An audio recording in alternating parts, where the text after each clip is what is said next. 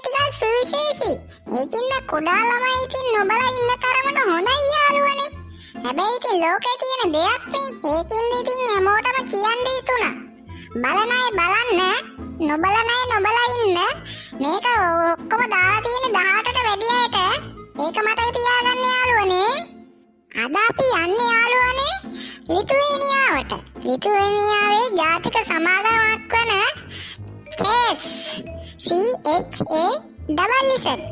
එම සමාගම යාළුවනේ කාන්තාවගේ ලිංගේන්ද්‍රයේ රසට සමාන රසයකින් යුක්ත අලපැති පැකට් වර්ගයක් වෙළඳ පොළට දාලා තියෙනවලුනේ. මේ තියෙන්නේ යාළුවනේ අලපැති චිප්ස් එක. එම සමාගම පවසන පරිදි යාළුවනේ මෙම චිප්ස් එක නිර්මාණය කරලා තියෙන්නේ නිර්භීත නිදහස් පුද්ගලයන්ට වන අතර මේවා අතීතේ කරපු කීප දේවල් මතක් කරන එකයිද ප්‍රකාශ කරලා තියෙනවා. අනේ මන්දයි ඉතින් මේ වගේ චිප්ස් නම්. එහෙනම් යාළුවනේ වෙනත් අලුත් වීඩියෝ එකකින් හමුවෙමු. ගිහින් එන්න.